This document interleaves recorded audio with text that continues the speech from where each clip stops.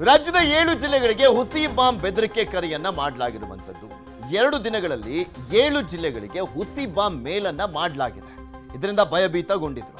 ಸರ್ಕಾರಿ ಕಟ್ಟಡಗಳಿಗೆ, ಸರ್ಕಾರಿ ಆಫೀಸ್ಗಳಿಗೆ ಬರ್ತಾ ಇರುವಂತ ಹುಸಿ ಬಾಂಬ್ ಕರೆಗಳು, ಹುಸಿ ಬಾಂಬ್ ಮೇಲ್ಗಳು, ಸರ್ಕಾರಿ ಕಚೇರಿಗಳನ್ನೇ ಟಾರ್ಗೆಟ್ ಮಾಡಿ ಮೇಲ್ ಮಾಡಲಾಗ್ತಾ ಇದೆ. ಮೇಲ್ ಮಾಡಿ ಅಲ್ಲಿ ಎದ್ದು ಬಂದಂಥವ್ರು ಎಲ್ರಿಗೂ ಕೂಡ ಆತಂಕವನ್ನ ಸೃಷ್ಟಿ ಮಾಡ್ತಾ ಇದ್ದಾರೆ. ಯಾವ್ಯಾವ ಜಿಲ್ಲೆಗಳು, ಯಾವ್ಯಾವ ಜಿಲ್ಲೆಗಳ ಸರ್ಕಾರಿ ಕಚೇರಿಗಳು ನೋಡ್ತಾ ಹೋಗೋಣ. ತುಮಕೂರು, ದಾವಣಗೆರೆ, ಹಾಸನ ಡಿಸಿ ಕಚೇರಿ, ವಿಜಯಪುರ, ಬೀದರ್ ಡಿಸಿ ಕಚೇರಿಗೆ ಬಾಂಬ್ ಮೇಲ್ ಬಂದಿತ್ತು. ಉತ್ತರ ಕನ್ನಡದ ಭಟ್ಕಳ, ಕಾರವಾರ ತಹಶೀಲ್ದಾರ್ ಕಚೇರಿಗಳಿಗೂ ಕೂಡ ಮೇಲ್ ಬಂದಿತ್ತು. ಎಲ್ಲದೂ ಕೂಡ ಒಂದೇ ರೀತಿಯಾಗಿರುವಂಥ ಮೇಲ್ಗಳು, ಆದರೆ ಅಲ್ಲಿ ಹೆಸರುಗಳು ಮಾತ್ರ ಚೇಂಜ್ ಆಗ್ತಾ ಹೋಗುತ್ತೆ. ಮಂಗಳೂರಿನ RTO ಕಚೇರಿಗೂ ಕೂಡ ಬಾಂಬ್ ಬೆದರಿಕೆ ಮೇಲ್ ಬಂದಿತ್ತು. 7 ಜಿಲ್ಲೆಗಳ ಸರ್ಕಾರಿ ಕಚೇರಿಗಳನ್ನ ಟಾರ್ಗೆಟ್ ಮಾಡಿ ಮೇಲ್ ಮಾಡಲಾಗಿತ್ತು. ಆತಂಕ ಸೃಷ್ಟಿ ಮಾಡಿದ್ರು. ಹುಸಿ ಬಾಂಬ್ ಮೇಲ್ ಅಂತ ಸುಮ್ಮನಾದ್ರ ಪೊಲೀಸರು? ಕಠಿಣ ಕ್ರಮ ಕೈಗೊಳ್ಬೇಕಲ್ವಾ? ಇಲ್ಲಾಂದ್ರೆ ಇನ್ನೂ ಎಷ್ಟು ಪ್ರಕರಣಗಳು ಇದೇ ರೀತಿಯಾಗಿ ಆಗ್ತಾ ಹೋಗ್ತಾ ಇರ್ತವೆ, ಎದುರಿಸ್ತಾನೆ ಇರ್ತಾರೆ. ಇಲ್ಲ ಬಾಂಬ್ ಇಲ್ಲ ಅಂತ ಹುಡ್ಕಾಡ್ತೀರಾ, ತಡ್ಕಾಡ್ತೀರಾ, ಟೈಮ್ ವೇಸ್ಟ್ ಮಾಡ್ಕೊಳ್ತೀರಾ. ಆದರೆ ಅವ್ರುಗಳು ಮಾತ್ರ ಮೇಲ್ ಮಾಡ್ತಾನೆ ಇರ್ತಾರೆ. ಬಾಂಬ್ ಬೆದರಿಕೆ ಮೇಲ್ ಮಾಡಿದ್ಯಾರು? ಹಾಗಾದ್ರೆ ಸುಳಿವು ಏನಾದರೂ ಸಿಕ್ತಾ? ಪೊಲೀಸರ ತನಿಖೆ ಹೇಗಿದೆ? ಶೋಧ ಮಾಡಿ ಸುಮ್ಮನಾಗ್ಬಿಟ್ರಾ? ಬೆದರಿಕೆಗಳನ್ನ ಸರ್ಕಾರ ಗಂಭೀರವಾಗಿ ಪರಿಗಣಿಸ್ತಾ ಇಲ್ವಾ? ಈ ಎಲ್ಲ ಪ್ರಶ್ನೆಗಳು ಕಾಡ್ತವೆ.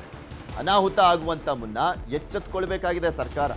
ಯಾಕೆಂದ್ರೆ ಈ ರೀತಿಯಾಗಿ ಮೇಲ್ ಮಾಡ್ತಾ ಮಾಡ್ತಾ ಮಾಡ್ತಾ ನೆಕ್ಸ್ಟ್ ನಿಜವಾಗ್ಲೂ ಏನಾದರೂ ಇಟ್ಟಂತ ಯಾರೋ ಹುಸಿ ಮೇಲ್ ಹಾಕಿದ್ದಾರೆ ಬಿಡಿ ಅಂತ ಏನಾದರೂ ಸುಮ್ಮನಾಗಿ ಅಲ್ಲೊಂದು ಏನಾದರೂ ದೊಡ್ಡ ಅನಾಹುತ ಆಗ್ಬಿಟ್ರೆ ಯಾರು ಹೊಣೆ ಅನ್ನುವಂಥ ಪ್ರಶ್ನೆಗಳು. ಬಾಂಬ್ ಬೆದರಿಕೆ ಹಿಂದಿನ ರಹಸ್ಯ ಭೇದಿಸುತ್ತಾ ಖಾಕಿ ಪಡೆ ಅನ್ನುವಂಥ ಪ್ರಶ್ನೆಗಳು ಇರುವಂಥದ್ದು. ಬೆದರಿಕೆಗಳನ್ನ ಸರ್ಕಾರ ಗಂಭೀರವಾಗಿ ಪರಿಗಣಿಸಬೇಕಾಗಿದೆ.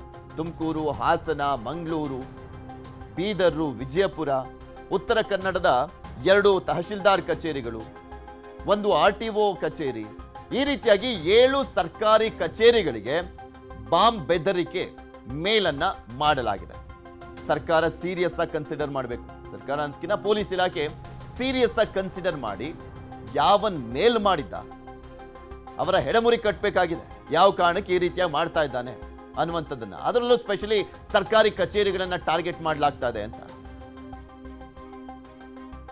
ಇದ್ರ ಬಗ್ಗೆ ಇನ್ನಷ್ಟು ಮಾಹಿತಿಯನ್ನ ಕೊಡ್ತಾ ಹೋಗ್ತಾರೆ ನಮ್ಮ ಪ್ರತಿನಿಧಿ ಮಹದೇಶ್ ನಮ್ಮ ಜೊತೆ ನೇರ ಸಂಪರ್ಕದಲ್ಲಿ ಜಾಯ್ನ್ ಆಗಿದ್ದಾರೆ. ಮಹದೇಶ್, ಇಲ್ಲಿ ನಿರಂತರವಾಗಿ ಈ ರೀತಿಯಾಗಿ ಮೇಲ್ಗಳು ಬರ್ತಾನೆ ಇದಾವೆ, ಬೆದರಿಕೆಯನ್ನ ಹಾಕಲಾಗ್ತಾನೆ ಇದೆ. ಇವರು ಕೂಡ ಹೋಗ್ತಾರೆ, ಡಾಗ್ ಸ್ಕ್ವಾಡ್ ಇಂದ ಹಿಡಿದು ಎಲ್ಲಾ ಸ್ಕ್ವಾಡ್ಗಳು ಹೋಗ್ತಾರೆ, ತನಿಖೆ ಮಾಡ್ತಾರೆ, ಹುಸಿ ಬಾಂಬ್ ಅಂತ ವಾಪಸ್ ಬಂದ್ಬಿಡ್ತಾರೆ. ಆದ್ರೆ ಆ ತನಿಖೆ ಅಲ್ಲಿಗೆ ಸೀಮಿತ ಆಗ್ತಾ ಇದೆಯಾ? ಯಾರು ಬೆದರಿಕೆಯನ್ನ ಮೇಲೆ ಹಾಕಿದ್ರು ಅನ್ನುವಂಥದ್ರ ಬಗ್ಗೆ ತನಿಖೆಯನ್ನ ಮಾಡ್ತಾ ಇಲ್ವಾ? ಅಂತವ್ರನ್ನ ಹಿಡಿದು ಬಂಧಿಸಿದ್ರೆ ಅಲ್ವಾ ಒಂದು ಪಾಠ ಆಗೋದು. ನೆಕ್ಸ್ಟ್ ಈ ರೀತಿಯಾದಂತ ಮೇಲ್ಗಳು ಬರುವಂಥದ್ದು ಕೂಡ ತಪ್ಪೋದು. ಪೃಥ್ವಿ, ಖಂಡಿತವಾಗ್ಲೂ ಕೂಡ ಕೂತಲ್ಲೇ ಈ ರೀತಿಯಾಗಿ ಪೊಲೀಸ್ ಇಲಾಖೆಯನ್ನ ಬೆನ್ನಟ್ಟುವಂಥ ಕೆಲಸವನ್ನ ಸೈಬರ್ ಕ್ರೈಮ್ ಪೊಲೀಸರು ಮಾಡ್ತಿದ್ದಾರೆ ಅಂದರೆ ತಪ್ಪಾಗ್ಲಿಕ್ಕಿಲ್ಲ. ಇದೊಂದೇ ಅಲ್ಲ, ಇಷ್ಟು ದಿನಗಳ ಕಾಲ ಬೆಂಗಳೂರಿನಲ್ಲಿ ಹಲವು ಈ ರೀತಿಯಾದಂತಹ ಒಂದಷ್ಟು ಹುಸಿ ಬಾಂಬ್ ಮೇಲ್ಗಳನ್ನು ನೋಡುವಂಥ ಕೆಲಸವನ್ನ ಮಾಡಲಾಗ್ತಿತ್ತು. ಒಂದಷ್ಟು ಶಾಲಾ ಕಾಲೇಜುಗಳಿಗಾಗಿರ್ಬೋದು, ಒಂದಷ್ಟು ಕಂಪನಿಗಳಿಗೆ, ಅದರಲ್ಲೂ ಕೂಡ CM ಕಚೇರಿಗೆ, DCM ಕಚೇರಿಗೂ ಕೂಡ ಮೇಲ್ ಹಾಕಿ ಬೆದರಿಕೆ ಹಾಕುವಂಥ ಕೆಲಸವನ್ನ ಒಂದಷ್ಟು ದುಷ್ಕರ್ಮಿಗಳು ಮಾಡಿದ್ರು. ಆ ಒಂದು ಕೇಸ್ಗಳನ್ನ ಇನ್ನೂ ಕೂಡ ಟ್ರೇಸ್ ಮಾಡುವಂಥ ಕೆಲಸವನ್ನ ಪೊಲೀಸ್ ಇಲಾಖೆ ಮಾಡ್ತಿದೆ. ಇನ್ನೂ ಕೂಡ ಕಂಪ್ಲೀಟ್ ಆಗಿ ಯಾವ ಕೇಸುಗಳು ಕೂಡ ಟ್ರೇಸ್ ಆಗಿಲ್ಲ. ಈಗ ಡಿಸ್ಟ್ರಿಕ್ಟ್ಗಳಿಗೂ ಕೂಡ ಅಂದ್ರೆ ಜಿಲ್ಲೆಗಳಿಗೂ ಕೂಡ ಈ ರೀತಿಯಾಗಿ ಬಾಂಬ್ ಬೆದರಿಕೆಯ ಮೇಲ್ಗಳು ಬರ್ತಿದೆ ಅಂತಂದ್ರೆ ನಿಜಕ್ಕೂ ಕೂಡ ಇದು ಶಾಕಿಂಗ್ ವಿಚಾರ. ಆಗ್ಲೇ ನೀವು ಕೂಡ ಹೇಳ್ತಿದ್ರಿ, ಈ ರೀತಿಯಾಗಿ ಹಲವು ಮೇಲ್ಗಳನ್ನ ಹಾಕ್ತಾರೆ. ಮೇಲ್ ಹಾಕಿದ ಬಂದ ಕೂಡಲೇ ಪೊಲೀಸರು ಮತ್ತೆ ಡಾಗ್ ಸ್ಕ್ವಾಡ್ಗಳು, ಬಾಂಬ್ ಸ್ಕ್ವಾಡ್ಗಳು ಎಲ್ಲವೂ ಕೂಡ ಹೋಗಿ ಪರಿಶೀಲನೆ ಮಾಡಲಾಗುತ್ತೆ. ಆದ್ರೆ ಇದರನ್ನ ಬೆನ್ನಟ್ಟುವುದು ಹೇಗೆ ಅನ್ನುವಂಥದ್ದು ಪೊಲೀಸರಿಗೂ ಕೂಡ ನಿಜಕ್ಕೂ ಕೂಡ ಚಾಲೆಂಜ್ ಆಗಿದೆ. ಯಾಕಂದ್ರೆ ಕಳೆದ 2-3 ವರ್ಷಗಳಿಂದಲೂ ಕೂಡ ನಾವೊಂದಷ್ಟು ಪ್ರಕರಣಗಳನ್ನ ನೋಡಿದ್ರೆ ಎಲ್ಲವೂ ಕೂಡ ಇದೇ ರೀತಿಯಾಗಿ ಬೆಂಗಳೂರಲ್ಲಿ ಕೂಡ ಸುಮಾರು 20ಕ್ಕೂ ಹೆಚ್ಚು ಪ್ರಕರಣಗಳು ದಾಖಲಾಗಿದೆ. ಆದ್ರೆ ಆ ಒಂದು ಕೇಸ್ಗಳನ್ನ ಟ್ರೇಸ್ ಮಾಡೋದಕ್ಕೆ ಪೊಲೀಸರಿಗೆ ಇನ್ನೂ ಕೂಡ ಆಗಿಲ್ಲ. ಯಾಕಂದ್ರೆ ಆ ವ್ಯಕ್ತಿ ಎಲ್ಲೋ ಕೂತು ಇನ್ನೊಂದೋ ವೈಫೈಯನ್ನ ಬಳಸ್ಕೊಂಡು ಈ ರೀತಿಯಾಗಿ ಮೇಲನ್ನ ಮಾಡುವಂತ ಕೆಲಸವನ್ನ ಮಾಡಲಾಗಿರುತ್ತೆ. ಇದರಲ್ಲಿ ಟೆಕ್ನಿಕಲ್ ಆಗಿ ತುಂಬಾ ಚಾಣಾಕ್ಷತನದಿಂದ ಅಕ್ಯೂಸ್ಡ್ಗಳು ಅಂದ್ರೆ ಆರೋಪಿಗಳು, ಸೈಬರ್ ಕ್ರೈಮ್ ಖದೀಮರು ಈ ರೀತಿಯಾಗಿ ಮೇಲ್ ಹಾಕುವಂತ ಕೆಲಸವನ್ನ ಮಾಡ್ತಿದ್ದಾರೆ. ಈ ಒಂದು ಪ್ರಕರಣದಲ್ಲೂ ಕೂಡ ಸುಮಾರು 7 ಜಿಲ್ಲೆಗಳಲ್ಲಿ ಸರ್ಕಾರಿ ಕಚೇರಿಗಳನ್ನೇ ಟಾರ್ಗೆಟ್ ಮಾಡಿ ಮೇಲ್ ಹಾಕಿರೋದ್ರಿಂದ ಎಲ್ಲೋ ಒಂದ್ ಕಡೆ ಒಂದೇ ಟೀಮ್ ಈ ಒಂದು ಮೇಲ್ಗಳನ್ನ ಮಾಡಿರ್ಬೋದು ಅನ್ನುವಂತ ಶಂಕೆ ಸದ್ಯಕ್ಕೆ ಪೊಲೀಸರಿಗೆ ವ್ಯಕ್ತವಾಗಿದೆ. ಎಲ್ಲಾ ಜಿಲ್ಲೆಯ ಪೊಲೀಸ್ ಅಧಿಕಾರಿಗಳು ಕೂಡ ಒಂದಷ್ಟು ಕಮ್ಯುನಿಕೇಶನ್ ಮಾಡ್ಕೊಂಡಿದ್ದಾರೆ. ಬೇರೆ ಬೇರೆ ಮೇಲ್ ಐಡಿಗಳ ಮೂಲಕ ಬಾಂಬ್ ಬೆದರಿಕೆ ಮೇಲ್ ಕಳಿಸಿದ್ರು ಕೂಡ ಎಲ್ಲ ಒಂದೇ ಫಾರ್ಮೆಟ್ ನಲ್ಲಿ ಇರೋದ್ರಿಂದ ಸಾಕಷ್ಟು ಅನುಮಾನಗಳು ಪೊಲೀಸರಿಗೆ ಮೂಡಿದೆ. ಹೀಗಾಗಿ ಎಲ್ಲಾ ಜಿಲ್ಲೆಯ ಪೊಲೀಸ್ ಅಧಿಕಾರಿಗಳು ಕೂಡ ಇಂಟರ್ ಕನೆಕ್ಟ್ ಆಗಿ ಆ ಒಂದು ಮೇಲ್ಗಳನ್ನ ಪರಿಶೀಲನೆ ಮಾಡುವಂತ ಕೆಲಸವನ್ನು ಮಾಡ್ತಿದ್ದಾರೆ.